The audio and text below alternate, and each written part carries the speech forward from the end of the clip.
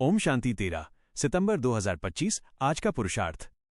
आज मीठे बाबा की समझानी है कि बच्चे इस पुरुषोत्तम संगम युग पर आत्मा को अपनी पुरानी पतित अवस्था से निकलकर नई श्रेष्ठ अवस्था पुरुषोत्तम में आना है। यह कार्य केवल एक ही तरीके से हो सकता है, कर्मातीत अवस्था को प्राप्त करके। कर्मातीत अवस्था का मतलब है कि आपके कर्म अब आपको बांध नहीं सकते। आपकी बुद्धि पर कर्मों का कोई बंधन नहीं रहेगा। ये तब संभव होता है जब आप अपने कर्म संबंधों से दिल की लगन को हटा देते हैं और अपनी सारी लगन केवल एक परमपिता परमात्मा से जोड़ते हैं। कर्मातीत बनने का एकमात्र साधन याद की यात्रा है। मुरली में आत्मा की अशुद्धता को कट जंग से और परमपिता परमात्मा को चुंबक से जोड़ा गया है।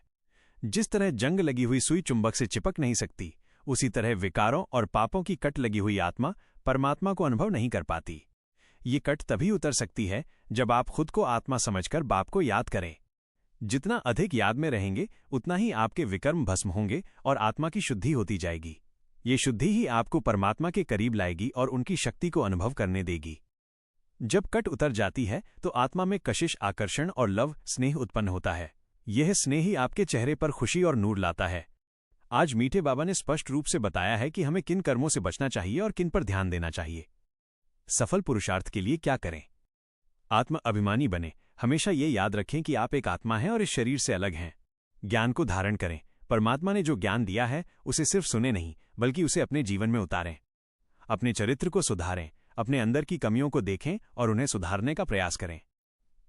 मुरली में कहा गया है कि अच्छे कैरेक्टर्स चाहिए। कल्याणकारी बने। सिर्फ अपना ही नहीं बल्कि दूसरों का भी कल्याण करने का लक्ष्य रखें। बाप और उनकी रचना का परिचय देकर दूसरों को भी सही राह दिखाएं। चार्ट रखें।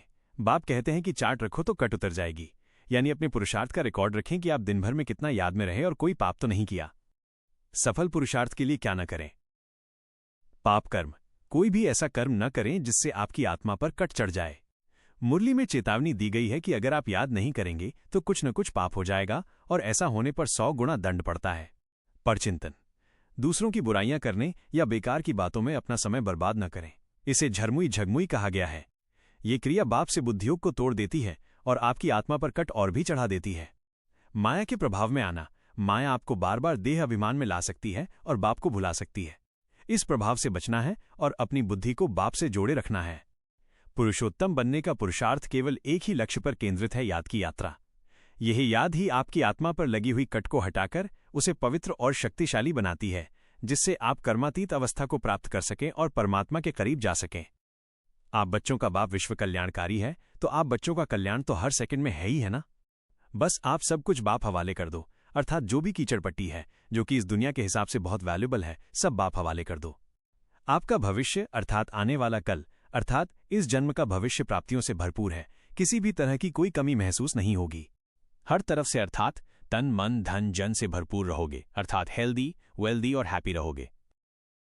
बस बच्चे, बाप को अपना मान अर्थात मेरा बाप है और है भी कौन, अर्थात मुझसे ज्यादा भाग्यशाली कोई नहीं, ये मान सहज रीति परिवर्तन के प्रोसेस को पूरा करो। हर समय हर हाल में बाप आपके साथ है। बस आप मन बुद्धि से बाप के आगे समर्पण हो जाओ, ज्यादा सोचो मत। बच्चों के कल्याण के निमित्त मैं आ गया हूं तो अकल्याण तो हो ही नहीं सकता। बस हल्के रहो, खुश रहो। ये वरदान बाप ने बच्चों को दिया है। ओम शांति।